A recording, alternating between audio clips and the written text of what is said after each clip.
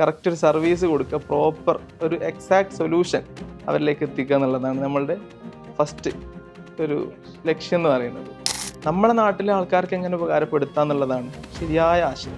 അതാണ് ചിന്ത. അത് അവരിലേക്ക് എത്തിക്കണമെങ്കിൽ നമുക്ക് എന്ത് ചെയ്യണം? കേരളത്തിലുടനീളം ഔട്ട്ലെറ്റുകൾ കൊണ്ടുവരണം. അതിന് വേണ്ടിയിട്ടുള്ള ഓപ്പറേഷൻസ് ആണ്. പക്ഷെ സർവീസ് കൊടുക്കണമെങ്കിൽ അതിന് കറക്റ്റ് നോളജ് വേണം, എക്സ്പീരിയൻസ് വേണം, കസ്റ്റമർ സൈഡിൽ നിന്ന് വർക്ക് ചെയ്യാൻ പറ്റണം. ഈ ഫ്രാഞ്ചൈസി എടുക്കുന്ന ആൾക്ക് യാതൊരുവിധ ഹെഡ് ഏക്സും ഇല്ല. ഓപ്പറേഷൻ ലെവലിൽ നോക്കണ്ട, മാനേജ്മെൻറ്റ് സൈഡ് നോക്കണ്ട, സ്റ്റാഫിങ് നോക്കണ്ട, അഡ്വർടൈസ്മെൻറ്റ് നോക്കണ്ട, ഡേ ടു ഡേ ഓപ്പറേഷൻസ് നോക്കണ്ട, ഒന്നും തന്നെ ഈ ഒരു ഫ്രാഞ്ചൈസി എടുക്കുന്ന ആൾക്ക് നോക്കണ്ട. ഒരു വീട്ടിൽ ഒരാളെ കയ്യിൽ തന്നെ 5-6 ഡിവൈസാണ്.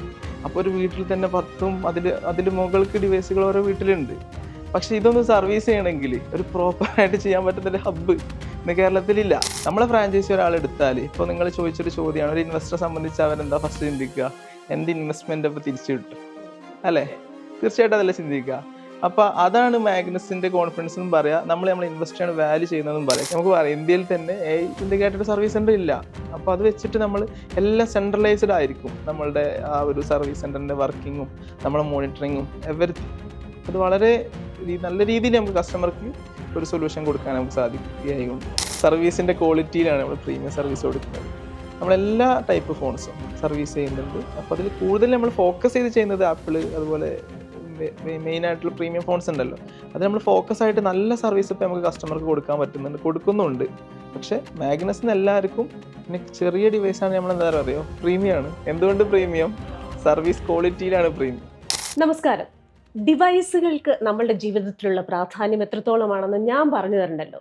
എൻ്റെ ഈ ഫോൺ ഒന്ന് സ്റ്റക്കായി കഴിഞ്ഞു കഴിഞ്ഞാൽ എൻ്റെ ചങ്കിടിപ്പ് നിലയ്ക്കുന്നത് പോലെയാണ്. കാരണം എൻ്റെ വ്യക്തിപരവും ഔദ്യോഗികവുമായിട്ടുള്ള പല വിവരങ്ങളും ഈ ഫോണിലുണ്ട്. അത് നിന്ന് പോയി കഴിഞ്ഞാൽ അതെന്നെ എത്രത്തോളം ബാധിക്കും എന്നത് ഞാൻ പറയാതെ നിങ്ങൾക്ക് വീണ്ടും അറിയാം. മറ്റൊന്ന്, ഈ ആത്മഹത്യയുടെ വരെ വക്കിലിരിക്കുന്ന ആൾക്കാർക്ക് പെട്ടെന്ന് ഇതിലൂടെ വരുന്ന ഒരു ഫോൺ കോള്, ആ ഒരു കണക്ടിവിറ്റി ചിലപ്പോൾ അതിൽ നിന്ന് അവരെ പിന്തിരിപ്പിച്ചേക്കാം, ജീവിതത്തിലേക്ക് കൊണ്ടുവന്നേക്കാം. അപ്പോൾ ഈ കുഞ്ഞൻ ഡിവൈസ് നമ്മുടെ ജീവിതത്തിൽ ഒരുപാട് പ്രാധാന്യമുള്ളതാണ്. പക്ഷേ അതിന് അസുഖം ബാധിക്കുമ്പോൾ നമ്മൾ ആരെ കാണിക്കണം? ചികിത്സിക്കുന്നത് പോലെ തന്നെ ഡോക്ടേഴ്സിനെ കാണിക്കണം. അങ്ങനെ ഒരു ഗ്രൂപ്പ് ഓഫ് ഡോക്ടേഴ്സ്, ടെക്നീഷ്യൻസ് കണ്ണൂരിലുണ്ട്. അതാണ് മാഗ്നസ് കെയർ. മാഗ്നസ് കെയർ ഇങ്ങനെ 17 വർഷത്തെ വളർച്ചയ്ക്ക് ശേഷം അടുത്ത ഘട്ടത്തിലെത്തി നിൽക്കുകയാണ്. അപ്പോൾ അവർ ചിന്തിക്കുകയാണ്, നമ്മുടെ ഭാവി കേരളത്തിനായിട്ട് കുറേ പേർക്ക് തൊഴിൽ നൽകുന്ന ഒരു ആശയത്തിലേക്ക് വന്നാൽ എന്താണ്? കഥ അവിടെ എത്തി നിൽക്കുകയാണ് സുഹൃത്തുക്കളെ, അവിടെ എത്തി നിൽക്കുകയാണ്. ഇനി ബാക്കി കാര്യങ്ങൾ പറയാൻ മാഗ്നസ് കെയറിന്റെ GM ആയ മുർഷിദ് AP ഉണ്ട്. Welcome to Value Plus. ഇപ്പൊ കഥയുടെ ആദ്യ ഭാഗം ഞാൻ പറഞ്ഞു. ഇനി രണ്ടാമത്തെ ഭാഗത്തിലേക്കാണ് നമ്മൾ കിടക്കുന്നത്. ആ ബിസിനസിന്റെ പുതിയൊരു വഴിത്തിരിവിൽ എത്തി നിൽക്കുകയാണ്. അപ്പൊ ആ വഴിത്തിരിവിൽ എത്തി നിൽക്കുന്നതിന് മുമ്പ് ഈ മാഗ്നസ് കെയർ എന്താണ്? കെയർ എന്ന് പറയുന്നത് തന്നെ കരുതലാണല്ലോ. അപ്പോൾ നമുക്കറിയാം ഗാഡ്ജറ്റ്സുകളോടുള്ള ആ ഒരു കരുതൽ. എന്താണ് ഈ മാഗ്നസ് കെയർ? മാഗ്നസ് എന്ന് പറഞ്ഞാൽ കഴിഞ്ഞ 17 വർഷമായിട്ട് ഈ mobile phone and laptop service മേഖലയിൽ പ്രവർത്തിച്ചിരുന്ന ഒരു കമ്പനിയാണ്. അപ്പോൾ നമ്മൾ കഴിഞ്ഞ 17 വർഷമായിട്ട് ഈ കംപ്ലീറ്റ് ഗാഡ്ജറ്റുകളുടെ ഒരു സർവീസ് ഹബ്ബ് എന്ന് പറയാം. അതായത് മൊബൈൽ ലാപ്ടോപ്പ് എന്നുള്ളതല്ല, ഇപ്പോൾ ഒരാളിന്ന് എന്തെല്ലാം ഗാഡ്ജറ്റുകൾ ഉപയോഗിക്കും. മൊബൈൽ ഫോൺ ഉണ്ടാവും, ലാപ്ടോപ്പ്, എയർപോഡ്, അതുപോലെ ഐവാച്ച്, അതുപോലെ പ്രീമിയം സ്പീക്കേഴ്സ്, അതെല്ലാം സർവീസ് ചെയ്ത് കിട്ടുന്ന ഒരു കംപ്ലീറ്റ് ഗാഡ്ജറ്റ് സർവീസ് ഹബ്ബാണ് മാഗ്നസ് കെയർ എന്ന് പറയുന്നത്. മാഗ്നസ് കഴിഞ്ഞ 17 വർഷമായിട്ട് ഈ ഫീൽഡിലുണ്ടെന്ന് ഞാൻ പറഞ്ഞു. അപ്പോൾ അതിൻ്റെ കൂടെ തന്നെ നമ്മൾ വന്നത് ചിലപ്പോൾ സർവീസ് സെന്ററിൽ സ്റ്റാർട്ട് ചെയ്തു. അത് കഴിഞ്ഞിട്ട് എന്തുകൊണ്ട് അത് പഠിപ്പിച്ചുകൂടാ, ഈ ടെക്നോളജി യുവാക്കളിലേക്ക് എത്തിച്ചുകൂടാ എന്നുള്ളൊരു കോൺസെപ്റ്റിൽ നമ്മൾ വന്നു. കേരളത്തിൽ തന്നെ ഏറ്റവും ലീഡിംഗ് ആയിട്ട് നമുക്ക് ഒരുപാട് യുവാക്കൾക്ക് ജോലി കൊടുക്കാനും അവരുടെ ഫ്യൂച്ചറിനെ സേഫ് ആക്കാനും പറ്റിയിട്ടുണ്ട്. അത് നമ്മൾ സക്സസ്ഫുള്ളി ഡണ്ണായി. അപ്പോൾ അത് കഴിഞ്ഞ് ഈ ഒരു 17 വർഷത്തെ എക്സ്പീരിയൻസും ആ ഒരു നോളജും എങ്ങനെ കേരളത്തിലുള്ള ആൾക്കാർക്ക് ഉപകാരപ്പെടുത്താം എന്നൊരു കോൺസെപ്റ്റ്, എന്നൊരു ചിന്തയാണ് നമുക്ക് ഈ 50 മാഗ്നസ് കെയർ കേരളത്തിലുടനീളം ഓപ്പൺ ആക്കുക എന്നുള്ളത് ഉണ്ടായത്. അപ്പോൾ എനിക്കത് കേട്ടപ്പോൾ ആശയം വളരെ നന്നായിട്ട് തോന്നുന്നു. ഒന്ന്, നമ്മൾ ആദ്യം ഒരു സർവീസ് സെന്ററായിട്ട് തുടങ്ങുന്നു. അതിനുശേഷം എന്തുകൊണ്ട് ഇത് മറ്റുള്ളവരെ പഠിപ്പിച്ചു കഴിഞ്ഞ് കഴിഞ്ഞാൽ ഒരുപാട് കുടുംബങ്ങളിലേക്ക് വരുമാനം എത്തുമല്ലോ. ഇനിയിപ്പോൾ അത് കുറച്ചും കൂടെ അങ്ങ് എക്സ്പാൻഡ് ചെയ്ത് അങ്ങ് തെക്ക് മുതൽ വടക്ക് വരെ നിരവധി ഫ്രാഞ്ചൈസികൾ, ആ ഫ്രാഞ്ചൈസികളിൽ ഒരുപാട് പേർക്ക് തൊഴിൽ ലഭിക്കുന്നു. അപ്പോൾ അത് തന്നെയാണോ മനസ്സിലെ ആ ഒരു, കാരണം ഒരുപാട് പേർക്ക് തൊഴിൽ കിട്ടുന്നു, ഒരുപാട് യുവാക്കൾക്ക് തൊഴിൽ കിട്ടുമ്പം അത്രയധികം വീടുകളിലേക്ക് വരുമാനം എത്തുന്നു എന്നൊരു കോൺസെപ്റ്റ് നമ്മുടെ ഫ്യൂച്ചർ കേരളത്തിന്റെ ഭാവിക്ക് മാഗ്നസ് കെയറിൻ്റെതായിട്ടുള്ള ഒരു സംഭാവന.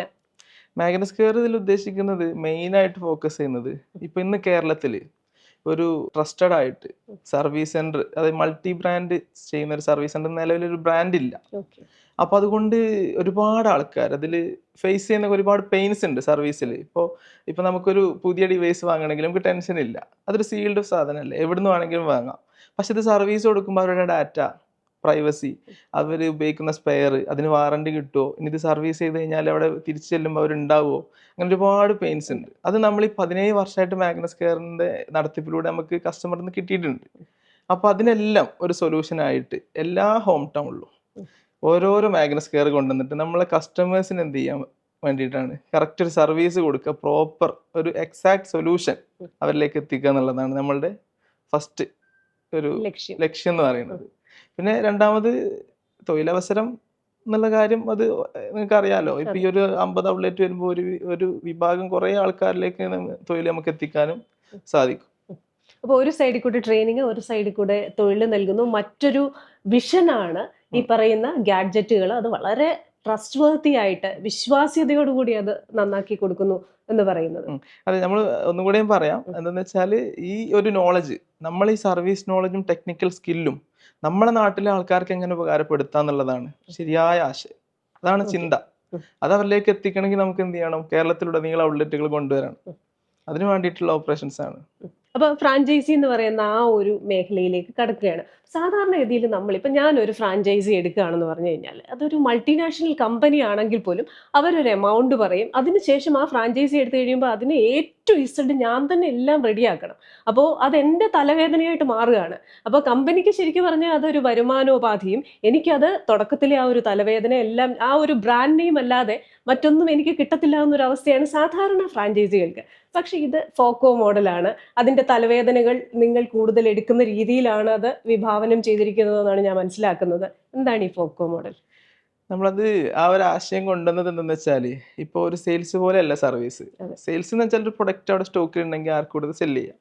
പക്ഷെ സർവീസ് കൊടുക്കണമെങ്കിൽ അതിന് കറക്റ്റ് നോളജ് വേണം, എക്സ്പീരിയൻസ് വേണം, കസ്റ്റമർ സൈഡിൽ നിന്ന് വർക്ക് ചെയ്യാൻ പറ്റണം. അപ്പോൾ അതൊന്നും ചിലപ്പോൾ ഈ ഒരു ഫ്രാഞ്ചൈസി എടുക്കുന്ന ആൾക്കാർക്ക് പറ്റിയെന്ന് വരില്ല. നമ്മൾ അതുകൊണ്ടാണ് completely franchise owner company operations എന്ന ലെവലിൽ കൊണ്ടുവരാൻ കാരണം.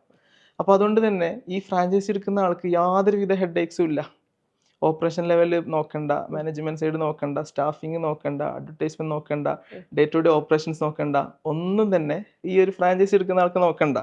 അപ്പോൾ കമ്പനിനെ സംബന്ധിച്ച് നമ്മളത് ഓപ്പറേറ്റ് ചെയ്യുന്നു, അവർക്ക് യാതൊരുവിധ ഹെഡ് ഏക്കും ഇല്ലാതെ എന്ത് ചെയ്യാൻ പറ്റുന്നു, അവരുടെ പ്രോഫിറ്റ് ഷെയർ ചെയ്യാൻ പറ്റുന്നു. അടുത്ത സംശയം, ഇപ്പം ഞാൻ അങ്ങനെ ഒരു ഫ്രാഞ്ചൈസി എടുത്തു കഴിഞ്ഞ് കഴിഞ്ഞാൽ എൻ്റെ ഒരു തോന്നല, ഈ പറയുന്നത് പോലെ ഈ സർവീസിങ്ങിന് ഇത്ര വലിയൊരു ഭാവിയുണ്ടോ, അതിന് വലിയൊരു മാർക്കറ്റ് ഉണ്ടോ? ഇനിയിപ്പോൾ ഞാൻ ഈ പൈസ ഇറക്കുകയാണെങ്കിൽ അത് വളരുന്ന ഒരു വിപണിയിലേക്കാണോ ഞാൻ ഇറക്കുന്നത്, അതോ സ്റ്റാഗ്നന്റ് ആയിട്ട് അല്ലെങ്കിൽ നാളെ ഇല്ലാതായി പോകുന്ന ഒരു വിപണിയാണോ? ഇതിൻ്റെ ഒരു മാർക്കറ്റ് പൊട്ടൻഷ്യൽ, വിപണി സാധ്യത എത്രത്തോളം?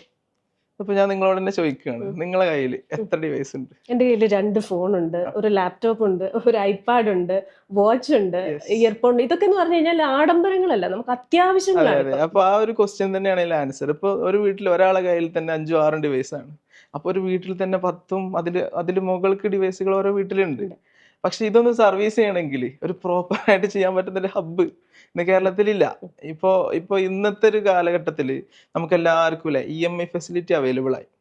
എല്ലാവരും വലിയ വലിയ ഡിവൈസ് എടുക്കുന്ന ഒരു പ്രശ്നമല്ല അല്ലേ, ഡൗൺ പേയ്മെന്റ് എടുത്ത് എടുക്കുക. പക്ഷെ ഇത് സർവീസിന് വന്നാൽ അവർക്കത് കൊടുക്കുന്നതിൽ ഒരുപാട് ബുദ്ധിമുട്ടുകളുണ്ട്. ഇപ്പോൾ അതിൻ്റെ എല്ലാ സർവീസ് സെൻ്ററുകൾ ഉണ്ടാവും, എങ്കിൽ പോലും അതിലൊക്കെ കസ്റ്റമർക്ക് ഒരുപാട് പെയിൻ സിറ്റുവേഷൻസ് ഉണ്ട്. ഇന്ന് ഫോണ് അത്ര അത്യാവശ്യമായിട്ടുള്ള ഒരു സാധനമായി നമ്മുടെ ലൈഫിൽ മാറി. ഒരു കാഷ്വാലിറ്റി പോലെയാണ്. ഒരു ഹോസ്പിറ്റലിൽ കാഷ്വാലിറ്റി എങ്ങനെ വർക്ക് ചെയ്യും, അതുപോലെയാണ് ഇന്നൊരു ആൾക്കൊരു ഫോൺ നഷ്ടപ്പെട്ട് അത് പെട്ടെന്ന് റെഡിയാക്കി എടുക്കണം എന്നുള്ളൊരു ഓപ്ഷൻ അല്ലേ അവിടെ വരുന്നത്. അപ്പോൾ അത് പ്രോപ്പറായിട്ട് കൊടുക്കുക. അപ്പോൾ ആ ഒരു വേ ചിന്തിച്ചാൽ തന്നെ മനസ്സിലാവും ഇന്ന് സർവീസിന്റെ മാർക്കറ്റ് പൊട്ടൻഷ്യൽ എന്ന് പറഞ്ഞാൽ ഇത് ഇനി അങ്ങോട്ട് കൂടുകയല്ലേ, ഈ ഡിവൈസുകളുടെ എണ്ണം കൂടെ ചെയ്യുള്ളൂ.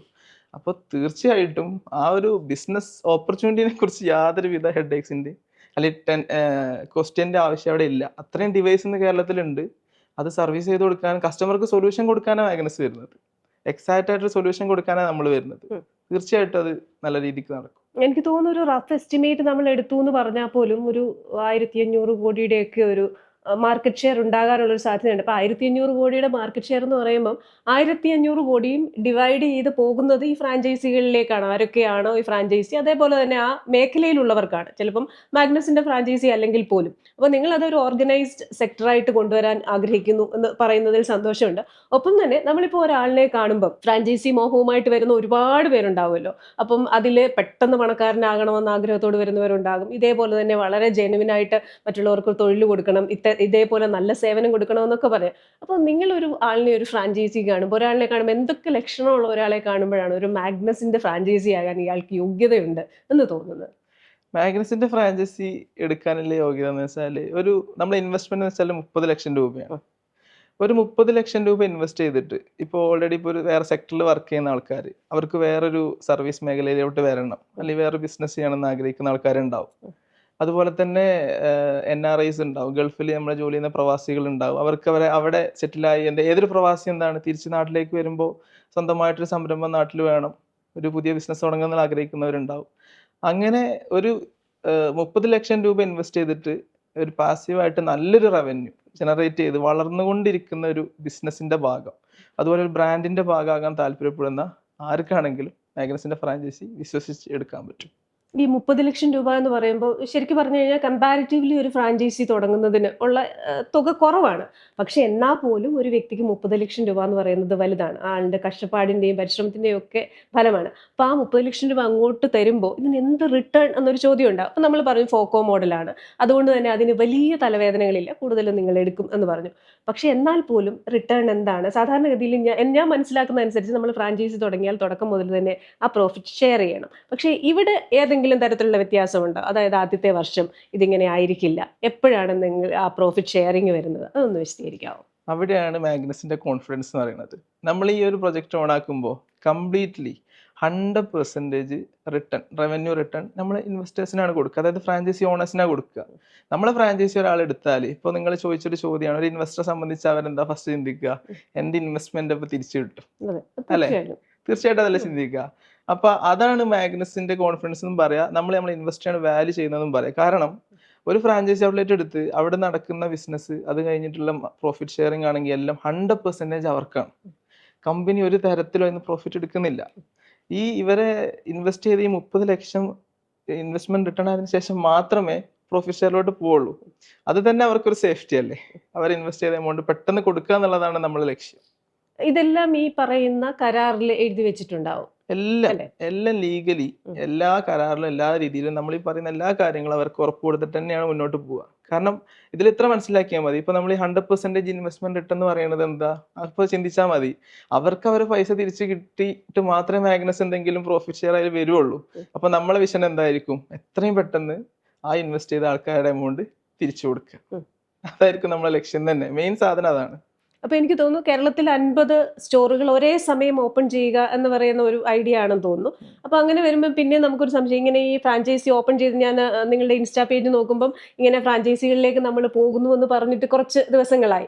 ഇതിനോടകം എന്തായിരുന്നു റെസ്പോൺസ് ആൾക്കാരുടെ? നല്ല പോസിറ്റീവ് റെസ്പോൺസ് ആണ്. കാരണം നമ്മളത് അനൗൺസ് ചെയ്തൊരു 1.5 മാസം കൊണ്ട് തന്നെ ഏകദേശം 22 ഫ്രാഞ്ചൈസി നമുക്ക് ബുക്ക് ചെയ്യാൻ പറ്റിയിട്ടുണ്ട്. അപ്പോൾ ആ ഒരു പോസിറ്റീവ്, ഇപ്പോൾ ഓരോ ആൾക്കാർ നമ്മുടെ അടുത്ത് എനിക്കിതിൽ ഓപ്പർച്യൂണിറ്റി ഉണ്ടോ, എന്താണ് ഇതിന്റെ ഫ്യൂച്ചർ എന്ന് പറഞ്ഞ് വരുമ്പോൾ തന്നെ നമ്മളത് എക്സ്പ്ലെയിൻ ചെയ്യുമ്പോൾ തന്നെ അവർക്ക് ഭയങ്കര സുതാര്യമായിട്ട് അവരതിൽ ഓക്കെ പറയുന്നതെന്ന് പറയുമ്പോൾ അവർക്ക് അതിൽ സേഫ് ആയിട്ടൊരു പ്ലാറ്റ്ഫോം ആണ് തോന്നുകൊണ്ടാണ്. പിന്നെ മാഗ്നസിനെ സംബന്ധിച്ച് നമ്മൾ ഇത്ര വർഷം നമ്മളൊരു പെട്ടെന്നൊരു ലോഞ്ചിങ് അല്ലല്ലോ ഈ ഒരു പ്രൊജക്റ്റിലോട്ട്. അപ്പോൾ നമ്മളെ എക്സ്പീരിയൻസും നമ്മളെ ഈ ഒരു സർവീസിന് വേണ്ടത് ഏറ്റവും വലുത് മാൻ പവർ ആണ്. അത് നമ്മുടെ അടുത്ത് ഇരിക്കുകയാണ്. അപ്പോൾ വളരെ പോസിറ്റീവായിട്ടാണ് ആൾക്കാർ അതിനെ കാണുന്നത്. നമുക്കറിയാം കേരളത്തിൽ ഉടനീളം ആപ്പിളിന്റെയും സാംസങ്ങിന്റെയും ഒക്കെ ഓത്തറൈസ്ഡ് സർവീസ് സെന്റേഴ്സ് ഉണ്ട്. അപ്പോൾ ഇപ്പം സാംസങ്ങും ഐഫോണും ഒക്കെ കയ്യിലുള്ള ആൾക്കാർ സാധാരണഗതിയിൽ അവിടെ പോകാൻ സാധ്യതയുള്ളൂ. പക്ഷെ ഇപ്പം എനിക്കറിയാം, എൻ്റെ ഒരു എക്സ്പീരിയൻസ് വെച്ചിട്ട് നമ്മൾ ആപ്പിൾ കെയറിൽ പോകുമ്പോൾ കുറേ ചോദ്യങ്ങൾ ചോദിക്കും. നമ്മൾ ഫോൺ വാങ്ങിച്ച ഡേറ്റ് ചിലപ്പോൾ എല്ലാം നമ്മുടെ ഓർമ്മയിൽ ഉണ്ടാവണമെന്നില്ല. നമ്മളോട് ചോദിക്കുന്ന കുറേ കാര്യങ്ങൾക്ക് നമ്മൾക്ക് ആൻസർ, അപ്പോൾ അവിടെ തന്നെ നമുക്കൊരു ഡിലേ ഉണ്ട്. അപ്പോൾ പെട്ടെന്ന് കാര്യങ്ങൾ നടത്തി കിട്ടണമല്ലോ. പിന്നെ 2 ഈ ഡിവൈസ് കൊടുത്തു കഴിഞ്ഞ് നമുക്ക് തിരികെ കിട്ടാനുള്ള ഒരു കാലതാമസം അതിനകത്ത് വരുന്നുണ്ട്. 3, ഞാൻ ഈ സർവീസ് സെന്ററുകളിൽ പോകുമ്പോൾ തന്നെ അവിടെ ഒരുപാട് പ്രായമുള്ള ആൾക്കാർ, അധികം പഠിച്ചിട്ടില്ലാത്ത ആൾക്കാർ. അപ്പൊ അവരൊക്കെ ഈ ചിലപ്പോൾ മക്കളൊക്കെ കൊണ്ട് കൊടുക്കുന്ന ഫോണായിരിക്കും, സ്നേഹത്തോടെ കൊടുക്കുന്ന ഫോണായിരിക്കും. പക്ഷെ അതുമായിട്ട് ഇങ്ങനെ ഒരു റിപ്പയറിങ്ങിന് ചെല്ലുമ്പം ഇവർ ചോദിക്കുന്ന പല ചോദ്യങ്ങൾക്ക് അവർക്ക് ഉത്തരം പറയാൻ പറ്റിയെന്ന് വരില്ല. പല കാര്യങ്ങളും അവർക്ക് ഓർത്തെടുക്കാൻ പറ്റിയെന്ന് വരില്ല. അപ്പം അങ്ങനെ വരുമ്പം ഈ ഓതറൈസ്ഡ് സർവീസ് സെന്ററിൽ നിന്ന് മാറി നിന്നിട്ട് എന്തൊക്കെ കൂടുതൽ കാര്യങ്ങളാണ് കൊടുക്കാൻ പറ്റുന്നത്? മാഗ്നസ് കെയറിൽ ഒരാൾ സർവീസിന് വരുന്നതെന്ന് വെച്ചാൽ, ഇപ്പോൾ ഒരു സർവീസിനെ പറ്റി പറയുകയാണെങ്കിൽ അവർക്കൊരു പ്രൊസീജിയർ ഉണ്ടാവും. ആ പ്രൊസീജിയറിലേ അവർ വർക്ക് ചെയ്യുള്ളൂ. അപ്പോൾ നിങ്ങൾ സൂചിപ്പിച്ച പോലെ ഒരു ഫോൺ സർവീസ് ചെയ്യാൻ കൊടുത്താൽ ഒരു 10 to 15 ദിവസം വരെ അത് ഹോൾഡ് ചെയ്യണം. അത് ഞാൻ നേരത്തെ സൂചിപ്പിച്ച കാഷ്വാലിറ്റിയാണ്. അപ്പോൾ ആ കസ്റ്റമർക്ക് ഭയങ്കര പെയിനാണ് ആ ഒരു ഡിവൈസ് ഇല്ലാത്തതുകൊണ്ട്. അത് ഒരു കസ്റ്റമർക്ക് ഏറ്റവും പെയിൻഫുൾ ആയിട്ടുള്ളൊരു കാര്യമാണ്. രണ്ടാമത്തെ കാര്യം നിങ്ങൾ പറഞ്ഞ പോലെ ഈ ഓരോ സർവീസ് സെൻ്ററുകളും അവിടെ ഒരു പ്രശ്നം വന്നാൽ, ഒരു പ്രോബ്ലം വന്നാൽ അത് കംപ്ലീറ്റ് ആയിട്ട് മാറുക എന്നുള്ളൊരു കോൺസെപ്റ്റ് ഒരു സർവീസ് ഓതറൈസർ സർവീസ് സെൻ്റർ ചെയ്യുക. പക്ഷേ മാഗ്നസിനെ സംബന്ധിച്ച് ആ കസ്റ്റമർക്ക് അവരുടെ ഡാറ്റ ആയിരിക്കും ചിലപ്പോൾ ഇമ്പോർട്ടൻറ്റ്. പക്ഷേ സർവീസ് സെൻ്ററിൽ നിന്ന് മാറുമ്പോൾ ഡാറ്റ മിസ്സായിട്ടുണ്ടാവും. പക്ഷേ മാഗ്നസിൽ വരുന്നതോട് കൂടിയിട്ട് ഒരു ഡിവൈസിൻ്റെ ഏത് കോമ്പോണൻ്റ് ആണോ കംപ്ലൈൻ്റ് ഉള്ളത്, ആ കോമ്പോണൻ്റ് നമ്മൾ ഫൈൻഡ് ചെയ്തിട്ട് അത് റീപ്ലേസ് ചെയ്തിട്ട് കസ്റ്റമർക്ക് അവരുടെ പഴയ പോലെ അവരുടെ ഡാറ്റയും ഫോട്ടോസും ഡോക്യുമെൻറ്റ്സ് എല്ലാം ഒരു ഡിവൈസായിട്ട് തിരിച്ചു കൊടുക്കാൻ പറ്റും എന്നുള്ളതാണ്. പിന്നെ അതിൽ എടുത്തു പറയാനുള്ള കാര്യം, ഇപ്പോൾ നിങ്ങൾ ഇപ്പോൾ വയസ്സായ ആൾക്കാരുടെ കാര്യം പറഞ്ഞു അല്ലേ, അവർക്കൊക്കെ നമുക്ക് ഈ മാഗ്നസ് കെയർ വരുന്നതോട് കൂടിയിട്ട് പിക്ക് ആൻഡ് ഡ്രോപ്പിൻ്റെ ഒരു ഫെസിലിറ്റി നമ്മൾ കൊണ്ടുവരുന്നുണ്ട് ഓൾ കേരള. അപ്പോൾ നമ്മളെ അടുത്ത് വരാൻ പറ്റാത്ത ആൾക്കാർ സർവീസ് ബുക്ക് ചെയ്താൽ അവർക്ക് എന്ത് ചെയ്യാൻ പറ്റും, സിമ്പിളായിട്ട് വീട്ടിൽ വന്ന് സാധനം കൊണ്ടുവന്ന് റെഡിയാക്കിയിട്ട് തിരിച്ചു കൊടുക്കാൻ പറ്റും. ഓക്കെ. അതെന്തായാലും നല്ലൊരു കാര്യമാണ്. കാരണം ഒരുപാട് പ്രവാസി മക്കളുള്ള വീടുകളാണ്. അവിടെയൊക്കെ പ്രായമായ മാതാപിതാക്കൾ കാണും. സ്നേഹത്തോടുകൂടെ മക്കളെ ഏറ്റവും പുതിയ ഡിവൈസ് തന്നെ കൊണ്ടു കൊടുക്കാം. അതിൽ വേറൊരു പോയിന്റും കൂടെ ഉണ്ട്. ഇപ്പോൾ ഈ സർവീസ് സെന്ററിനെ കുറിച്ച് നിങ്ങൾ ചോദിച്ചില്ലേ, ഇപ്പോൾ മാഗ്നസിന്റെ ഒരു ലൈൻ എന്ന് വെച്ചാൽ അഫോർഡബിൾ പ്രൈസിൽ 1 year വാറന്റിയോട് കൂടിയിട്ട് ഒരു ഹെഡ് ഏക്കും ഇല്ലാണ്ട് അവർക്ക് ഒരു ഡിവൈസ് അവരുടെ വീട്ടിൽ നിന്ന് തന്നെ വന്ന് പിക്ക് ചെയ്ത് ഡ്രോപ്പ് ചെയ്ത് സർവീസ് ചെയ്തെടുക്കുക എന്നുള്ള ലൈനും കൂടെ നമുക്ക് പറയാൻ പറ്റും. അതെ. എന്തായാലും അത് വലിയ ആശ്വാസമാണ്. നിങ്ങളുടെ ആ ടാഗ് ലൈൻ പോലെ തന്നെ റെഡിയാക്കാൻ ഞങ്ങൾ റെഡിയാണ്. അതെ. അപ്പോൾ നമ്മൾ ഈ അടുത്ത സ്റ്റേജ് ഓഫ് ബിസിനസ്സിലേക്ക് കടക്കുന്നു. ഇങ്ങനെ ഫ്രാഞ്ചൈസി ക്ഷണിച്ചുകൊണ്ട് ഒരു വീഡിയോ ഇടുന്നു. 50 സ്റ്റോറുകൾ ഒന്നിച്ച് തുടക്കുക എന്ന് പറയുന്ന ആ ഒരു സ്വപ്നത്തിലേക്കാണ് പോകുന്നത്. അപ്പോൾ ഈ വീഡിയോ ഇട്ടതിന് ശേഷം കുറച്ച് ദിവസങ്ങളായി ഏത് തരത്തിലുള്ള റെസ്പോൺസ് ആണ് കിട്ടുന്നത്? അപ്പോൾ എനിക്കുള്ള ഒരു കൗതുകം, ഇങ്ങനെ വിളിക്കുന്ന ആൾക്കാർ എന്തൊക്കെ കാര്യങ്ങളാണ് ചോദിക്കുന്നത്? അവരുടെ ഒരു കൺസേൺ എന്തൊക്കെയാണ്? എന്തൊക്കെയാണ് അവർ പറയുന്നത്? അതിൽ എത്ര പേര് ഫ്രാഞ്ചൈസിയിലേക്ക് വന്നു? ഇപ്പോൾ റെസ്പോൺസ് എന്താണെന്ന് വെച്ചാൽ വളരെ പോസിറ്റീവായിട്ടുള്ള റെസ്പോൺസ് ആണ്. കാരണം ഒരാളെ വിളിച്ച് നമ്മൾ ഈ പ്രൊജക്റ്റ് അല്ലെങ്കിൽ നമ്മൾ ഈ ഒരു plan, forgo model plan, investment return, അതിൻ്റെ കാലാവധി, നമ്മൾ എക്സ്പീരിയൻസ്, ഇതെല്ലാം ഷെയർ ചെയ്യുമ്പോൾ പെട്ടെന്ന് തന്നെ ആൾക്കാർ അത് എടുക്കാൻ ഓക്കെ ആയിട്ട് വരുന്നുണ്ട്. രണ്ടാമത്തെ കാര്യം എത്ര ഫ്രാഞ്ചൈസി എന്നുള്ളതാണ്. ഇപ്പോൾ എറണാകുളത്തിന്റെ കാര്യം എടുക്കുകയാണെങ്കിൽ ഇപ്പോൾ നമ്മൾ 50 ഔട്ട്ലെറ്റ് അല്ലേ വരാൻ പോകുന്നത്. എറണാകുളം ജില്ലയിൽ 6 ഔട്ട്ലെറ്റ് ആണ് നമ്മൾ വരുന്നത്. അവരിലിപ്പോൾ ആകെ 1 മാത്രമേ ബാക്കിയുള്ളൂ. 22 ഔട്ട്ലെറ്റ് നിലവിൽ ഇപ്പൊ നമുക്ക് ബുക്ക് ആക്കാൻ സാധിച്ചിട്ടുണ്ട്. എറണാകുളത്ത് ഇനി ബാക്കിയുള്ള ആകെ ഒരു ആലുവ മാത്രമേ നമുക്ക് വേക്കന്റ് ആയിട്ടുള്ളൂ. ബാക്കിയെല്ലാം നമ്മൾ ബുക്ക് ആക്കാൻ പറ്റിയിട്ടുണ്ട്. പിന്നെ അവര് ചോദിക്കുന്ന ഒരു ക്വസ്റ്റ്യൻ എന്ന് വെച്ചാല്, ഇപ്പോ കൂടുതൽ ആളുകൾ ചോദിക്കുന്നത് എന്താണെന്ന് വെച്ചാല്, എനിക്കിതിൽ ഇൻവോൾവ് ആവേണ്ടി വരില്ലല്ലോ, അത് നിങ്ങൾ ഉറപ്പ് തരൂലേ എന്നുള്ളതാണ്. കാരണം പല ആൾക്കാരും വേറെ ബിസിനസ് ചെയ്യുന്ന ആളുകളാണ്, അല്ലെങ്കിൽ പ്രവാസികളാണ്. അപ്പൊ അവരെ സംബന്ധിച്ച് അവരെ സേഫായിട്ട് അവിടെ കുറച്ച് ബിസിനസ്സും കാര്യങ്ങളും ജോലിയും ചെയ്യുന്നുണ്ട്. ഇവിടെ നാട്ടിൽ സേഫായിട്ട് ഇൻവെസ്റ്റ് ചെയ്യണം, നല്ലൊരു റവന്യൂ ജനറേറ്റ് ചെയ്യണം എന്നുള്ള ആൾക്കാരാണ് കൂടുതൽ ആൾക്കാർ വരുന്നത്. അപ്പൊ അവിടെ നമ്മൾ പ്രോപ്പറായിട്ട് പറയുന്നുണ്ട്, നിങ്ങൾ ഇൻവെസ്റ്റ്മെന്റ് പാർട്ട് റെഡിയാക്കുക, ബാക്കി മാഗ്നസ് നോക്കിക്കോളും, എല്ലാ ഓപ്പറേഷൻസും എല്ലാ കാര്യങ്ങളും എല്ലാം മാഗ്നസിന് ചെയ്തോളും എന്നുള്ളത് തന്നെയാണ് നമ്മൾ പറയുന്നത്.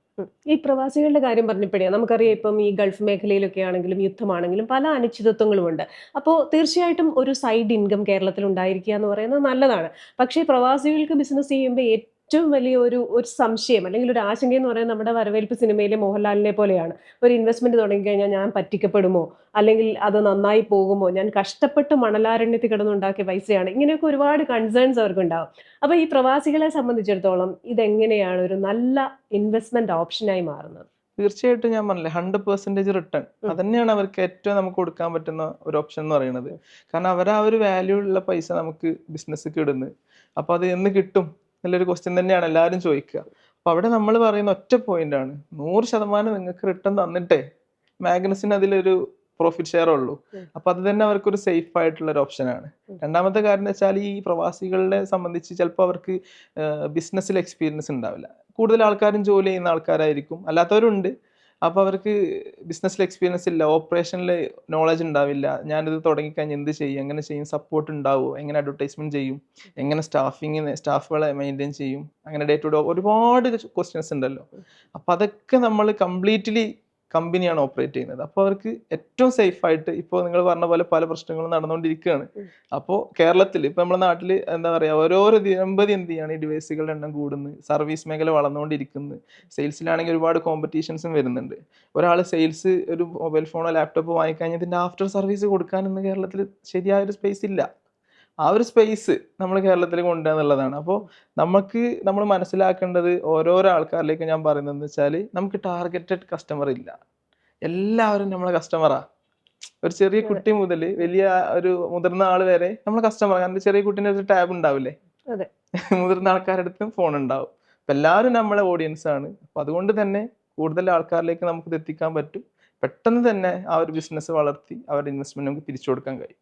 അപ്പൊ ഇതിനകത്ത് കുറെ കാര്യങ്ങൾ പറയുന്നുണ്ട്. ഒന്ന്, ഇതൊരു ഫോക്കോ മോഡലാണ്. അതുകൊണ്ട് തന്നെ ഈ നിക്ഷേപം നടത്തുന്ന ആളിന് ഒരുപാട് തലവേദനയില്ല. അപ്പൊ കേൾക്കുന്ന മലയാളി എപ്പോഴും നമുക്കുള്ള ചില ആശങ്കകളാണ്. പെട്ടെന്ന് അത്രയ്ക്ക് വിശാല ഹൃദയമായിട്ട് ഞാൻ ഒന്നും ചെയ്യണ്ട, വെറുതെ ഇരുന്നാൽ മതി, 30 ലക്ഷം മുടക്കിയാൽ എനിക്കിത് തരും എന്ന് പറയാൻ അതെങ്ങനെയാണ്? പറയുന്നതിനപ്പുറമായിട്ട് നമ്മൾ വാക്ക് പറഞ്ഞാൽ പോരാ, അത് പാലിക്കണം എന്ന് പറയാലോ.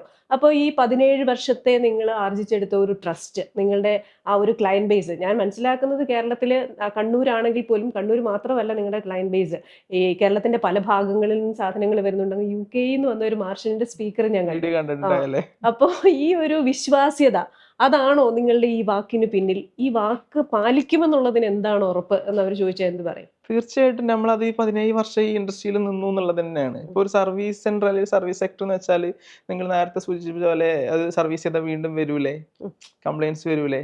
അപ്പോൾ അതിനുള്ള ഏറ്റവും വലിയ ഓപ്ഷൻ എന്ന് വെച്ചാൽ നമ്മൾ മാഗ്നസ് ചെയ്യുന്ന എല്ലാ ഡിവൈസിനും 1 ഇയർ വാറണ്ടിയാണ്. എല്ലാ ഡിവൈസിനും 1 ഇയർ വാറന്റിയോട് കൂടിയാണ് കസ്റ്റമർക്ക് കൊടുക്കുന്നത്. അത് തന്നെയാണ് നമ്മളെ ട്രസ്റ്റ്. അതിൽ നമ്മൾ കോൺഫിഡന്റ് ആണ്. നമ്മൾ കൊടുക്കുന്ന സർവീസിലും നമ്മൾ കൊടുക്കുന്ന പ്രൊഡക്റ്റിലും നമ്മൾ 100% കോൺഫിഡന്റ് ആയതുകൊണ്ടാണ് 100% എന്താ പറയുക, നിങ്ങൾ 1 ഇയർ വാറണ്ടി ഉണ്ട് മാഗ്നസിലോട്ട് വരുമെന്നാ പറയുന്നത് നമ്മൾ. അപ്പൊ അതുകൊണ്ട് കസ്റ്റമർ നമ്മളെ ചൂസ് ചെയ്യുന്നുണ്ട്. പിന്നെ വേറൊരു കാര്യം പറയാന്ന് വെച്ചാൽ, ശരിക്കും പറഞ്ഞാൽ പ്രൈവസിയാണ്. പല ആൾക്കാർക്കും ഇപ്പൊ പല വീഡിയോയിലും നിങ്ങൾ കണ്ടിട്ടുണ്ടാവും, ചിലപ്പോൾ സോഷ്യൽ മീഡിയയിൽ ഇപ്പൊ എടുത്തൊരു വീഡിയോ വന്നിട്ടുണ്ടായി, ഒരു ടെക്നീഷ്യൻ ഇരുന്നിട്ട് മൊബൈൽ സ്ക്രോൾ ചെയ്യാണ്. അപ്പോൾ അവരുടെ ഡാറ്റ നോക്കുകയാണ്. അപ്പോൾ ഇന്നൊക്കെ അതൊരു ഭയങ്കര വാല്യൂ. അപ്പോൾ ലേഡീസിനാണെങ്കിലും വരല്ല, ഇപ്പോൾ ഒഫീഷ്യലി ഉള്ള ഫയൽസ് കാര്യങ്ങളെല്ലാം ഉണ്ടാവും. അതെല്ലാം ഒരു ടെൻഷനും ഇല്ലാണ്ട് ലൈവായിട്ട് ഒരു ട്രസ്റ്റഡ് ആയിട്ടുള്ള ഒരു സ്ഥലത്ത് അവർക്ക് കൊണ്ടുവന്ന് സർവീസ് ചെയ്തെടുക്കുക എന്നുള്ളതാണ്. ഇപ്പൊ ഇതില് ഡയറക്ടേഴ്സിന് എടുത്തു പറയാൻ പറ്റുന്ന ഒരു എക്സ്പീരിയൻസ്, സാധാരണഗതിയിൽ നമ്മൾ പല മേഖലകളിലും ആൾക്കാരുടെയൊക്കെ വിജയം കാണുമ്പം അങ്ങനെ നമ്മളൊരു എന്താ പറയുക, ഇൻസ്പയർഡ് ആയിട്ടൊരു ബിസിനസ് തുടങ്ങാറുണ്ട്. അപ്പൊ അങ്ങനെ ഇൻസ്പയർഡ് ആയിട്ട് ബിസിനസ് തുടങ്ങുമ്പോൾ നമുക്ക് അതിനെക്കുറിച്ച് ഒന്നും അറിയണമെന്നില്ല. പക്ഷെ നിങ്ങളുടെ ഒരു ബാക്ക്ഗ്രൗണ്ട് എന്ന് പറയുന്നത്, എനിക്ക് തോന്നുന്നു ഇതിന്റെ ഒരു ടെക്നിക്കൽ മേഖലയിൽ നല്ല അറിവുണ്ട്. അതിനെക്കുറിച്ച് ഒന്ന് പറയോ? അതായത് തീർച്ചയായിട്ടും അത് എടുത്തു പറയാനുള്ളത് എന്ന് വെച്ചാൽ, ഞാൻ പറഞ്ഞല്ലോ 17 വർഷത്തെ എക്സ്പീരിയൻസ് ഞാൻ നേരത്തെ പറഞ്ഞു. അതിൽ നമ്മൾ ഈ സർവീസ് സെന്റർ സ്റ്റാർട്ട് ചെയ്യുന്നത് തന്നെ നമ്മുടെ ഡയറക്ടേഴ്സ് എന്ന് പറഞ്ഞാൽ അന്നത്തെ കാലത്ത് 2005 2008 ആ കാലയളവിൽ നോക്കിയാണല്ലോ അന്ന് ഏറ്റവും വലിയ മൊബൈൽ ഫോൺ എന്ന് പറയുന്നത്. അതെ, ആ സമയത്ത് ടെക്നീഷ്യൻസ് ആയിട്ടുള്ള ആൾക്കാരാണ് എല്ലാ ഡയറക്ടേഴ്സും. അതുകൊണ്ട് തന്നെ ആ ഒരു നോളജ് ഉണ്ടല്ലോ, ആ ഒരു നോളജും ആ ഒരു സർവീസ് ക്വാളിറ്റിയും ആ ഒരു പ്രീമിയം കെയറും കൊടുത്തുകൊണ്ടാണ് നമ്മൾ ഇത്രയും വർഷം നമ്മൾക്ക് വർക്ക് ചെയ്യാൻ പറ്റിയത്.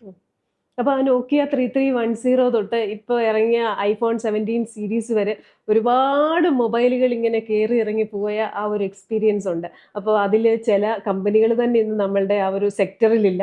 ചിലർ തിരിച്ചുവരവിന് ശ്രമിക്കുന്നുണ്ട്. അവരുടെ പരാജയങ്ങളിലും എനിക്ക് തോന്നുന്നു അതൊക്കെ കണ്ട് അതിൽ നിന്നുമൊക്കെ പാഠം പഠിച്ചിട്ടുണ്ടാവും. ഞാൻ കൊനിഷ്ഠ ചോദ്യം ചോദിക്കുകയാണെന്ന് വിചാരിക്കരുത്. ഇപ്പൊ എൻ്റെ കയ്യിൽ ഞാൻ മാഗ്നസിൽ ഒരു ഫോൺ നന്നാക്കിയതിന് ശേഷം ഞാൻ ഒരു യാത്ര പോവുകയാണ്. അപ്പോൾ യാത്ര പോകുന്നത് മാഹിയിലേക്കാണെന്ന് വെച്ചു, അല്ലെങ്കിൽ വേറെ ഏതെങ്കിലും ഒരു സ്ഥലത്തേക്കാണ്. അപ്പോൾ വഴിയിൽ വെച്ചിട്ട് എൻ്റെ ഫോൺ അങ്ങ് സ്റ്റക്കായി. അപ്പോൾ എനിക്ക് ടെൻഷനാണ്. എനിക്ക് ഒരു പരിചയവും ഇല്ലാത്ത സ്ഥലമാണ്. ഞാൻ ഇത് അവിടെ ഏതെങ്കിലും ഒരു സർവീസ് സെന്ററിൽ കൊടുത്തു കഴിഞ്ഞാൽ ഒന്ന് എൻ്റെ സേഫ്റ്റി, എൻ്റെ ഡേറ്റ പ്രൈവസി, ഇതൊക്കെ ഉണ്ട്. പിന്നെ അന്നേരം തന്നെ കിട്ടണമെന്നില്ല. പക്ഷേ ആ സമയത്ത് എനിക്ക് എന്തെങ്കിലും, അതായത് കേരളത്തിൽ ഇങ്ങനെ ഉടനീളം ട്രാവൽ ചെയ്യുന്ന എന്നെ പോലെയുള്ള ആൾക്കാർക്ക് പെട്ടെന്ന് ഫോണിന് എന്തെങ്കിലും അസുഖം ബാധിച്ചാൽ എന്താ ഓപ്ഷൻ ഉള്ളത്? ക്ലിനിക്ക് ഉണ്ടാവും അവിടെ? തീർച്ചയായിട്ടും. ഇപ്പൊ ഞാൻ നിങ്ങളോട് ചോദിക്കുമ്പോൾ നിങ്ങൾ ട്രാവൽ ചെയ്യാന്ന് പറഞ്ഞില്ലേ, ഇപ്പൊ നിങ്ങൾ വയനാട് പോയി, ഒരു വെക്കേഷന് പോയി, അവിടെ നിങ്ങളെ ഫോൺ കംപ്ലൈന്റ് നിങ്ങൾ അവിടുന്ന് റെഡിയാക്കുവോ? ഇല്ല, പേടിയാണ്. അപ്പൊ അതിനുള്ള കാരണം ഒന്ന്, അവിടെ സർവീസ് സെന്റർ ഇല്ല, അല്ലെങ്കിൽ അവിടെ നിന്ന് മാറിക്കഴിഞ്ഞാൽ എറണാകുളത്ത് വന്നാൽ എനിക്ക് അതിന്റെ ബാക്കി സർവീസ് കിട്ടില്ല, അതിനെന്തെങ്കിലും വരുമെന്നുള്ളൊരിതാണല്ലോ. അപ്പൊ ആ ഒരു സാധനം നമ്മൾ മുന്നേ കണ്ടിട്ടാണ് ഈ കസ്റ്റമർ പറഞ്ഞ നേരത്തെ ഓരോ ഹോം ടൗണിലും. അപ്പൊ നിങ്ങളിപ്പോ വയനാട്ടിൽ നിന്ന് മാഗ്നസ് കെയർ സർവീസ് ചെയ്ത് എറണാകുളത്ത് വന്നാലും ആ സെയിം സർവീസ് ആ സെയിം വാറണ്ടി നിങ്ങൾക്ക് എന്ത് ചെയ്യുക, എറണാകുളത്ത് നിന്ന് ക്ലെയിം ചെയ്തെടുക്കുക. ഇപ്പൊ തിരുവനന്തപുരത്ത് പോലെ അവിടെ നിന്ന് എടുക്കുക. അപ്പൊ കസ്റ്റമറെ സംബന്ധിച്ച് കേരളത്തിലുടനീളം ആ ഒരു കെയർ ഇല്ലേ, മാഗ്നസ് കെയറിന്റെ ആ കെയർ കസ്റ്റമറിലേക്ക് കിട്ടുന്നതാണ്.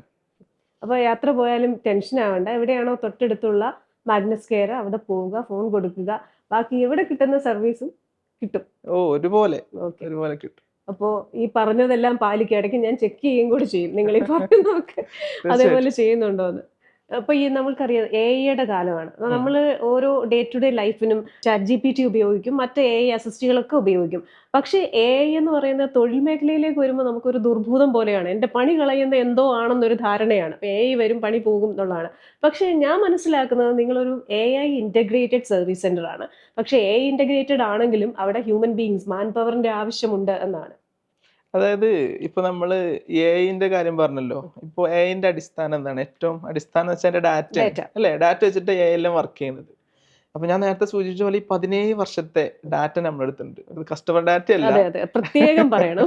കസ്റ്റമർ ഡാറ്റ അല്ല. അതെന്ന് വെച്ചാല് നമ്മൾക്ക് അവർക്ക് കൊടുത്ത പ്രശ്നങ്ങൾ ഉണ്ടല്ലോ, ഓരോ കസ്റ്റമർ കൊണ്ടുവന്ന പ്രശ്നത്തിന് കൊടുത്ത സൊല്യൂഷൻസിന്റെ ഡാറ്റ, എന്തൊക്കെ പല പല കംപ്ലൈന്റ് വന്ന എല്ലാം നമുക്ക് നമ്മളുടെ ഡാറ്റ ആയിട്ടുണ്ട്.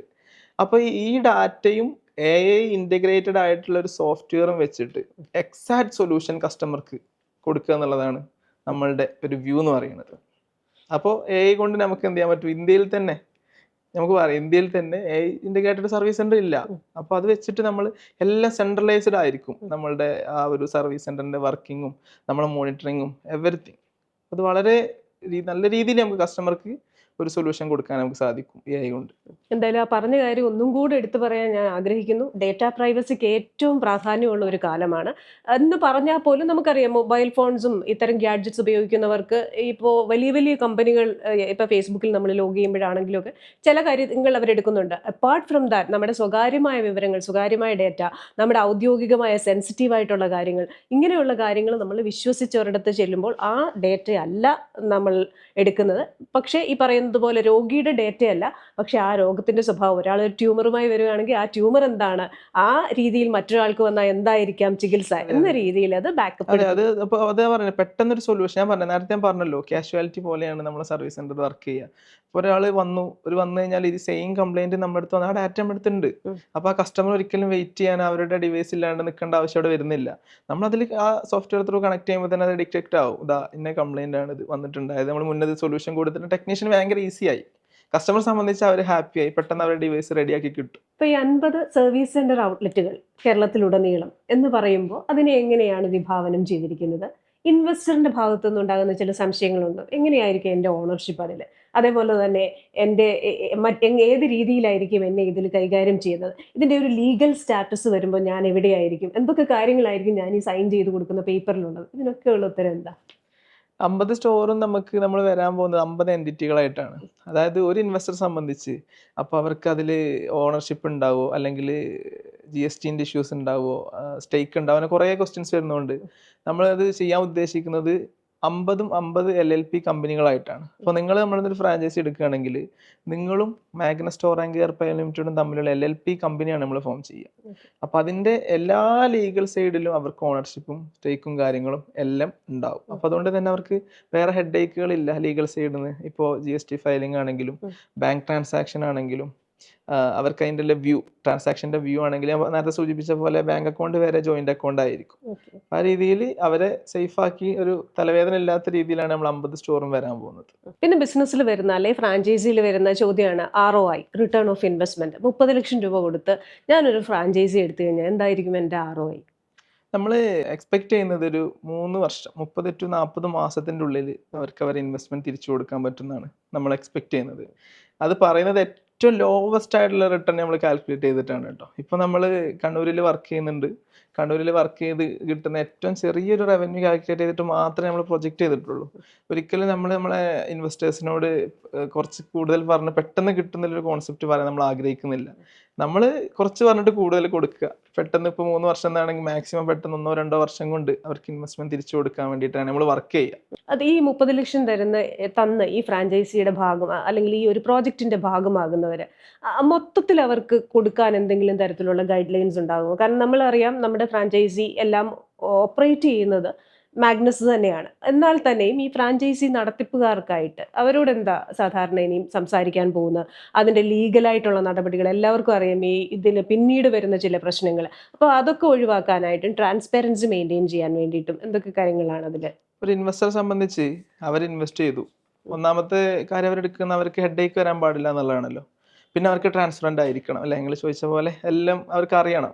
അപ്പം നമ്മളത് പ്ലാൻ ചെയ്തിട്ടുള്ള നമ്മളെല്ലാ ഫ്രാഞ്ചൈസികളുടെയും ഓണേഴ്സിന് നമുക്ക് അതാത് സ്റ്റോറുകളുടെ ERPൻ്റെ ആക്സസ് ഉണ്ടാവും. അത് ആ ERPൻ്റെ ആക്സസ് കിട്ടുന്നതോടെ അവിടെ എത്ര ഇൻപുട്ട് വന്നു, അല്ലെങ്കിൽ എത്ര ഡിവൈസ് സർവീസ് ചെയ്യാൻ വന്നു, എത്ര റെഡിയാക്കി കൊടുത്തു, എത്രയാണ് അതിന് നമ്മൾ മാർജിൻ ഇട്ടിട്ടുള്ളത്, ബില്ലിട്ടിട്ടുള്ളത്, എല്ലാം അവർക്ക് എന്ത് ചെയ്യാൻ പറ്റും, ഡയറക്റ്റ്ലി അവർക്ക് വ്യൂ കിട്ടും.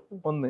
രണ്ടാമത്തെ കേസ് നമ്മളുടെ അവിടുത്തെ ഒരു CCTV ആക്സസ് ആണ്. ആ ഒരു സ്റ്റോറിൽ എന്തെല്ലാം നടക്കുന്നത്, നമ്മളെ സ്റ്റാഫ് റെഡിയാണോ, നമ്മൾ അവരുടെ കസ്റ്റമർക്ക് കൊടുക്കുന്ന സർവീസ് റെഡിയാണോ, ഇതെല്ലാം വാച്ച് ചെയ്യാനുള്ള CCTVൻ്റെ ഓപ്ഷൻ നമ്മൾ കൊടുക്കുന്നുണ്ട്.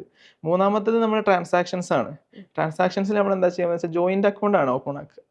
മാഗ്നസും ആ ഇൻവെസ്റ്ററും തമ്മിലുള്ള ജോയിന്റ് അക്കൗണ്ട് ആയിരിക്കും, ബാങ്ക് അക്കൗണ്ട് അല്ല. അപ്പോൾ അതിന്റെ ട്രാൻസാക്ഷൻസും എല്ലാ കാര്യങ്ങളും അവർക്ക് എന്തുണ്ടാവും, അവർക്ക് തന്നെ ഡെയിലി നോക്കാനുള്ള ഓപ്ഷൻ ഉണ്ട്. പിന്നെ നമ്മൾ ഫിനാൻസ് ടീമിന്റെ ഭാഗത്ത് നിന്ന് ഡേ ടു ഡേ ഓപ്പറേഷൻസ് എന്തെല്ലാം അവിടുത്തെ റവന്യൂ കാര്യങ്ങളെല്ലാം അവർക്ക് ഡേ ടു ഡേ ഓപ്പറേഷൻസ് ആയിട്ട് അവർക്ക് റിപ്പോർട്ടും നമുക്ക് ഷെയർ ചെയ്യും. ഇനിയിപ്പോൾ നമ്മൾ ചോദിക്കുകയാണ്, നിങ്ങളുടെ ആ വീഡിയോസ് ഒക്കെ കാണുമ്പോൾ കൂടുതലും ഐഫോണുമായിട്ട് റിലേറ്റഡ് ആയിട്ടുള്ള വീഡിയോ. അപ്പോൾ എനിക്ക് ഉണ്ടായൊരു സംശയം, അതെന്താ നിങ്ങൾ പ്രീമിയം ഡിവൈസസ് മാത്രമേ സർവീസ് കൊടുക്കാറുള്ളൂ എന്നൊരു ചോദ്യം ഞാൻ ചോദിച്ചാൽ എന്ത് പറയും? നമ്മൾ പ്രീമിയം സർവീസ് തന്നെ കൊടുക്കുന്നത്, പക്ഷെ അത് പൈസന്റെ കാര്യത്തിലല്ല, സർവീസിന്റെ ക്വാളിറ്റിയിലാണ് നമ്മൾ പ്രീമിയം സർവീസ് കൊടുക്കുന്നത്. നമ്മളെല്ലാ ടൈപ്പ് ഫോൺസും സർവീസ് ചെയ്യുന്നുണ്ട്. അപ്പോൾ അതിൽ കൂടുതൽ നമ്മൾ ഫോക്കസ് ചെയ്ത് ചെയ്യുന്നത് ആപ്പിള്, അതുപോലെ മെയിൻ ആയിട്ടുള്ള പ്രീമിയം ഫോൺസ് ഉണ്ടല്ലോ, അത് നമ്മൾ ഫോക്കസ് ആയിട്ട് നല്ല സർവീസ് ഇപ്പം നമുക്ക് കസ്റ്റമർക്ക് കൊടുക്കാൻ പറ്റുന്നുണ്ട്, കൊടുക്കുന്നുണ്ട്. പക്ഷെ മാഗ്നസിന് എല്ലാവർക്കും പിന്നെ ചെറിയ ഡിവൈസാണ് നമ്മൾ എന്താ പറയുക പ്രീമിയം ആണ്. എന്തുകൊണ്ട് പ്രീമിയം? Service ക്വാളിറ്റിയിലാണ് premium. ഇപ്പൊ എന്തായാലും ഈ പറഞ്ഞതുപോലെ ഒരുപാട് പൈസ മുടക്കിയാണ് ഈ ഐഫോൺ ഒക്കെ വാങ്ങിക്കുന്നത്. അപ്പൊ ഐഫോണിനൊക്കെ കേട് വന്നു കഴിഞ്ഞാൽ അതിന്റെ ഉടമസ്ഥയ്ക്കോ ഉണ്ടാകുന്ന ഒരു വേദന എന്ന് പറയുന്നത് കൂടുതലാണ്. അപ്പൊ എനിക്ക് തോന്നുന്നു അതുകൊണ്ടായിരിക്കും കൂടുതൽ അത്തരത്തിൽ കോൺസെൻട്രേറ്റ് ചെയ്യുന്നതെന്ന് തോന്നുന്നു. പിന്നെ മറ്റൊന്ന്, ഈ തൊഴിലുമായി ബന്ധപ്പെട്ട് പറയുമ്പോൾ എനിക്ക് തോന്നുന്നു കേരളത്തിലെ സർക്കാരിന് തന്നെ ആര് ഭരിച്ചാലും അത് അവർക്ക് തന്നെ ഒരു ആശ്വാസമായിരിക്കും കുറച്ചു പേരുടെയെങ്കിലും തൊഴിൽ ഏതെങ്കിലും ഒക്കെ സ്വകാര്യ സംരംഭകർ ഏറ്റെടുക്കുക എന്ന് പറയുന്നത്. അപ്പൊ നമ്മൾ ഈ തൊഴിൽ കൊടുക്കും എന്ന് പറയുമ്പോൾ അതൊരു നമ്പറിലേക്ക് കൺവേർട്ട് ചെയ്ത് കൊടുക്കാൻ പറ്റുമോ?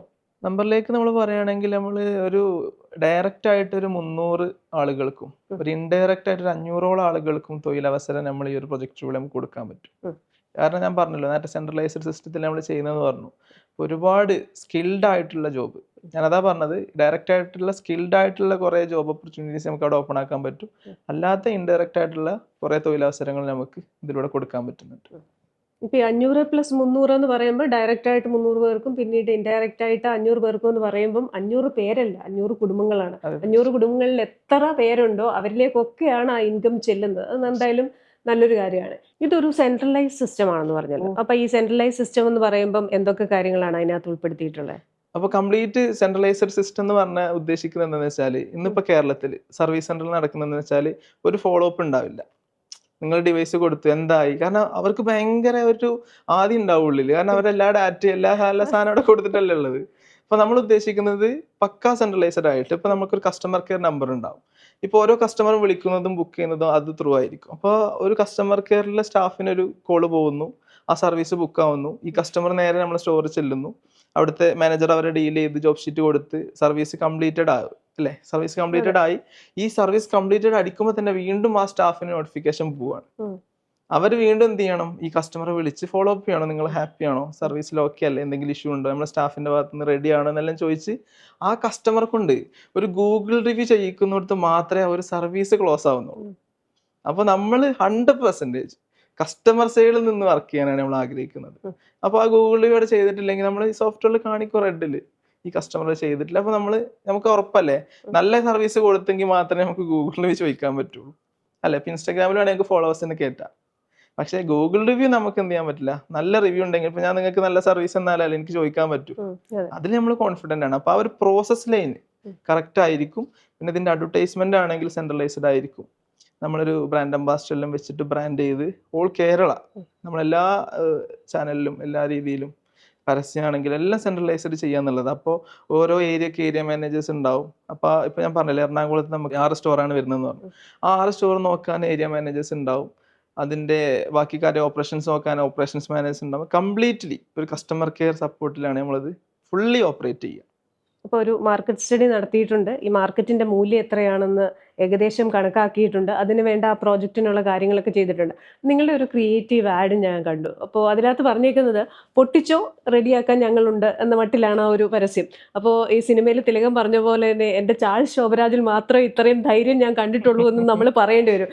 കാരണം നമുക്കറിയാം ഈ പിള്ളേരുള്ള വീട്ടിലെ പ്രത്യേകിച്ച് ചെറിയ കുട്ടികളുള്ള വീട്ടിലെ അച്ഛൻ്റെ അമ്മയുടെയൊക്കെ മൊബൈൽ നോക്കി കഴിഞ്ഞാൽ എല്ലാവരുടെയും സ്പൈഡർമാൻ്റെ സ്ക്രീൻ സേവർ പോലെയാണ്, പല തരത്തിലുള്ള സ്ക്രീൻ സേവർ. അപ്പൊ അങ്ങനെയുള്ള ഒരു കേരളത്തില് പൊട്ടിച്ചോ ഞങ്ങളുണ്ട് റെഡിയാക്കാനെന്ന് പറയാനുള്ള ഒരു ധൈര്യം എങ്ങനെ വരും? കാരണം ഞാൻ ആദ്യം പറഞ്ഞില്ലേ, നമ്മൾ കസ്റ്റമറുടെ പെയിനാണ് സൊല്യൂഷൻ കൊടുക്കുന്നത്. അപ്പോൾ ഒരു കസ്റ്റമറെ ഫോണിൽ ഏറ്റവും കൂടുതൽ കംപ്ലൈന്റ് വരുന്ന ഒരു സാധനം ഡിസ്പ്ലേ അല്ലേ, കോമൺ ആയിട്ട് നമ്മളത് വീണിട്ടും ഫിസിക്കൽ ഡാമേജ് തന്നെ വരുന്നുണ്ട്. അപ്പോൾ പല കസ്റ്റമറും ഇന്നത് മാറ്റാൻ മടിക്കുന്നത് ഒന്നാമത്തെ കാരണം അതിന്റെ സ്പെയർ ക്വാളിറ്റി, അത് നമ്മൾ ആ വാറണ്ടിയിൽ ഉറപ്പ് കൊടുക്കുന്നുണ്ട്. രണ്ടാമത് എന്തെങ്കിലും പറ്റിയാൽ എനിക്ക് വീണ്ടും ക്യാഷ് കൊടുക്കണ്ടേ, അതിലേറെ അതെനിക്ക് ബുദ്ധിമുട്ടാവില്ല എന്നുള്ള ചിന്ത. അവിടെയാണ് മാഗ്നസ് എന്ന് വെച്ചാൽ ആ ഒരു സൊല്യൂഷൻ ഉണ്ടല്ലോ, കസ്റ്റമർ സൈഡിൽ നിന്ന് നമ്മൾ ചിന്തിക്കുക. അപ്പൊ നമ്മൾ എന്ത് ചെയ്യാണ്, 1 year വാറണ്ടി കൊടുക്കുന്നു. വാറണ്ടി മാത്രമല്ല, ആ ഡിസ്പ്ലേ പൊട്ടി ഞങ്ങൾ മാഗ്നസ്ക്ക് വന്നോ, നമുക്കത് ഒരൊട്ടും കൂടി റീപ്ലേസ് ചെയ്ത് കൊടുക്കുക എന്നുള്ളൊരു കോൺസെപ്റ്റ് കൊണ്ടുവരുന്നത്. അപ്പോൾ ഇനി തുടങ്ങാൻ പോകുന്ന എല്ലാ ഫ്രാഞ്ചൈസികളിലും ഇന്ന് മാഗ്നസ് കെയറിൽ കൊടുക്കുന്ന എല്ലാ കെയറും ഈ 1 year വാറണ്ടി ഉൾപ്പെടെ കിട്ടും? തീർച്ചയായിട്ടും ഇന്ന് കൊടുക്കുന്നതെന്നല്ല, ഇതിന്റെ മുകളിൽ നമ്മൾ ലോഞ്ച് ചെയ്യാൻ ഉദ്ദേശിക്കുന്നതെന്ന് വെച്ചാൽ ഒരു കൂട്ടം കസ്റ്റമർക്കുള്ള ബെനിഫിറ്റ്സുകൾ കൊണ്ടാണ്. മാഗ്നസ് ഒരിക്കലും അത് ഓഫർ കൊടുക്കുക എന്നുള്ളതല്ല. ഓഫർ എന്ന് പറയുമ്പോൾ അവിടെ ക്യാഷിന്റെ ഒരു വാല്യൂ മാത്രമല്ലേ. നമ്മൾ ബെനിഫിറ്റ്, ഇപ്പൊ നിങ്ങൾ ഒരു സർവീസ് ചെയ്താൽ ആഗ്രഹിക്കുന്നത് എന്തായിരിക്കും, നിങ്ങളവിടെ ഞാൻ ചിന്തിക്കുന്നത് വെച്ചാൽ നിങ്ങൾ ഒരിക്കലും അവിടെ ക്യാഷ് അല്ല നോക്കുക, അത് നല്ല സർവീസ് ആണോ, ഇട്ടത് നല്ല സ്പെയർ ആണോ, അതിന് വാറണ്ടി ഉണ്ടോ, അല്ലെങ്കിൽ ഇത് പൊട്ടിക്കഴിഞ്ഞാൽ ഇനി എനിക്ക് മാറ്റാൻ പറ്റുമോ, അല്ലെങ്കിൽ ഇനി അവിടെ ചെന്ന് എനിക്ക് കംപ്ലൈന്റ് പറയാൻ പറ്റുമോ, അല്ലെങ്കിൽ എനിക്ക് ഒരു റിവാർഡ് പോയിന്റ് സിസ്റ്റം ഉണ്ടോ അവിടെ തന്നെ പോയിട്ട്. അങ്ങനെ ഒരു കൂട്ടം കസ്റ്റമർ ബെനിഫിറ്റ് കൊണ്ടായിരിക്കും നമ്മൾ എന്ത് ചെയ്യുക, ലോഞ്ച് ചെയ്യാൻ പോകുന്നത്. അപ്പോൾ ഈ 17 വർഷത്തെ ദീർഘമായ ഒരു പാരമ്പര്യമുണ്ട് സർവീസിൽ. അപ്പോൾ നമുക്കറിയാം ആ സർവീസ് കാലഘട്ടത്തിൽ പലതരത്തിലുള്ള ഫോണുകൾ മുന്നിലൂടെ ഇങ്ങനെ കടന്നുപോയി കാണും. ഇപ്പം ഈ പുതിയ പുതിയ ഫോണുകൾ ഇറങ്ങാനായിട്ട് 2 മാസം 3 മാസം ഒക്കെ മതി പുതിയ അപ്ഡേഷൻ ഉള്ള ഫോണുകൾ വരാനായിട്ട്. അപ്പോൾ അങ്ങനെ വരുമ്പോൾ ഒരുപാട് എക്സ്പീരിയൻസ് ഉണ്ടാവുമല്ലോ. പലതരത്തിലുള്ള ഫോണുകൾ വരുന്നു, അതിൻ്റെ അസുഖങ്ങൾ പലതരത്തിലായിരിക്കും. അതുപോലെ തന്നെ നമ്മൾ എനിക്ക് തോന്നുന്നു ഇനി നമുക്ക് ഈ കുറച്ച് ഫോൺ ടിപ്സിലേക്ക് ഒന്നും കൂടെ ഒന്ന് പോകാൻ തോന്നുന്നു. പ്രത്യേകിച്ച് ഇപ്പം ഞാനൊക്കെ ചിലപ്പോൾ ചാർജ് ചെയ്യാൻ കുത്തിയിട്ടിട്ട് കിടന്നങ്ങ് ഉറങ്ങും. രാവിലെ നോക്കുമ്പോൾ 100% ചാർജ് എന്ന് പറയുമ്പോൾ നമുക്കൊരു ഭയങ്കര സന്തോഷമാണ്. അയ്യോ 100% ചാർജ് ആയല്ലോ എന്ന്. അപ്പോൾ ശരിക്കും പറഞ്ഞാൽ നമ്മൾ അങ്ങനെ ചെയ്യുന്ന അതൊരു മണ്ടത്തരമാണെന്ന് നിങ്ങളുടെ വീഡിയോ കാണുമ്പോഴാണ് ഞാൻ മനസ്സിലാക്കുന്നത്. അതൊരു മണ്ടത്തരമാണോ? ഫസ്റ്റ് നിങ്ങൾ ചോദിച്ചൊരു കാര്യം പുതിയ പുതിയ ഫോണുകളെ മന്ത്ലി വരിക എന്നുള്ളതാണ്, അതല്ലേ ചോദിച്ചത്? അതെ. അപ്പൊ അതിൽ നമുക്ക് പറയാനുള്ള കാരണം, നമ്മൾ ഇത് വർക്ക് ചെയ്യുന്നത് വെച്ചാൽ, മാഗ്നസ് വർക്ക് ചെയ്യുന്നത് വെച്ചാൽ നമുക്കൊരു ഡിപ്പാർട്ട്മെന്റ് ഉണ്ട്, TDC എന്ന് പറഞ്ഞാൽ ടെക്നിക്കൽ ഡിസ്ട്രിബ്യൂഷൻ സെന്റർ. ഇപ്പൊ ഇന്ന് 17 Pro ഇറങ്ങിയെന്ന് കൂട്ട്, നമ്മളത് വാങ്ങി വേറെ ആൾക്ക് വിൽക്കാനല്ല നോക്കുക. നമ്മൾ ആ ഫോൺ വാങ്ങിയിട്ട്, വർക്ക് ചെയ്യുന്ന ഫോൺ വാങ്ങിയിട്ട് നമ്മളത് ഫസ്റ്റ് ഫുൾ ഓപ്പൺ ചെയ്യും, ഡിസസംബിൾ ചെയ്യും. ഡിസസംബിൾ ചെയ്തിട്ട് നമ്മളെ ടെക്നീഷ്യൻസ് ആദ്യം പഠിക്കും ഇതിൽ എന്തെല്ലാം മാറ്റങ്ങൾ വന്നു, എന്തെല്ലാം കമ്പോണന്റ് മാറി, ഏതൊക്കെ സർക്യൂട്ടുകൾ മാറി, എന്തൊക്കെ കംപ്ലൈന്റ് വരാൻ ചാൻസ് ഉണ്ട്, ഏതൊക്കെ സ്പെയറിന്റെ പൊസിഷൻസ് ആണ് മാറിയിട്ടുള്ളത്. അങ്ങനെ കംപ്ലീറ്റ്ലി ആരും പഠിക്കും. നമ്മളൊരു ഫോൺ വാങ്ങിയിട്ട് പഠിക്കുക ചെയ്യുക. അപ്പൊ അതിലൂടെ തന്നെ, അതാണ് നിങ്ങൾ ചോദിച്ച ചോദ്യത്തിനുള്ള ഒരു ആൻസർ എനിക്ക് പറയാൻ പറ്റുന്നത്. നമ്മൾ അപ്ഡേറ്റഡ് ആയിക്കൊണ്ടേ ഇരിക്കുകയാണ്. ഒരു കുഞ്ഞു റിസർച്ച് ആൻഡ് ഡെവലപ്മെന്റ് R&D തന്നെയാണ്. അപ്പൊ നമ്മൾ ഈ TDC എന്ന് പറയാൻ കാരണം, നമ്മൾ ആ ഒരു കോൺസെപ്റ്റ് അവിടെ ഡെവലപ്പ് ചെയ്തത് 50 സ്റ്റോറിന് സപ്പോർട്ട് കൊടുക്കാൻ കൂടിയിട്ടാണ്. അപ്പൊ ഞാൻ പറഞ്ഞില്ലേ നേരത്തെ സെൻട്രലൈസ്ഡ് സിസ്റ്റം പറയുമ്പോൾ, നമുക്ക് ഈ TDC കൊണ്ട് ഇപ്പൊ 50 സ്റ്റോറിൽ ടെക്നീഷ്യൻസ് ഉണ്ടാവും അല്ലെ, മിഷനറീസ് ഉണ്ടാവും, ഒരുപാട് കംപ്ലൈന്റ് വരും 50 സ്റ്റോറിൽ. അപ്പൊ നമ്മൾ ഈ TDC കൊണ്ട് ഉദ്ദേശിക്കുന്നത് എന്താണ്, നമ്മൾ 50 സ്റ്റോറിലെ ടെക്നീഷ്യൻസിന് എന്ത് കൊടുക്കാൻ പറ്റണം, അപ്ഡേഷൻസ് കൊടുക്കാൻ പറ്റണം. അവിടെ വരുന്ന കംപ്ലൈന്റുകൾക്ക് നമുക്ക് സപ്പോർട്ട് ചെയ്ത് കൊടുക്കാൻ പറ്റണം. പുതിയ പുതിയ മിഷനറീസ് അവർക്ക് പറഞ്ഞു കൊടുക്കാൻ പറ്റണം. ഇപ്പൊ ഞാൻ പറഞ്ഞ പോലെ ഒരു ഗാഡ്ജറ്റ് ഹബ്ബാണ് മാഗ്നസ് കെയർ. അപ്പോൾ എല്ലാ ടെക്നീഷ്യൻസ് അത് ചെയ്യണം എന്നുണ്ടാവില്ല. അപ്പൊ നമ്മളതായിട്ടുള്ള ട്രെയിനിങ് കൊടുത്തിട്ട് നമ്മളെ SOPയിൽ ആയിരിക്കും അവരെ പോസ്റ്റ് ചെയ്യുക. അതിന് വേണ്ടിയിട്ടാണ് ഈ ഒരു സിസ്റ്റം അവിടെ വർക്ക് ചെയ്യുക. പിന്നെ ചാർജിങ്ങിന്റെ കാര്യം ചോദിക്കുകയാണെന്നുണ്ടെങ്കിൽ, കോമൺ ആയിട്ട് പറയുകയാണെങ്കിൽ, അത് ഇപ്പോൾ പല ആൾക്കാരും പറയുന്നത് അത് കുഴപ്പമില്ല, കുത്തിയിട്ട് പ്രശ്നമൊന്നുമില്ല എന്ന് പറയാം. എങ്കിൽ പോലും നമ്മൾ കോമൺ ആയിട്ട് ചിന്തിച്ചാൽ മതി, നമ്മൾ ആ ഒരു ഫംഗ്ഷൻ അവിടെ ഫുള്ളാവുന്നു. ഇതൊക്കെ ചെറിയ ചെറിയ ഒരു കാര്യത്തിൽ നടക്കുന്ന, ചെറിയ ചെറിയ IC-കളിൽ നടക്കുന്ന പരിപാടികളാണ്.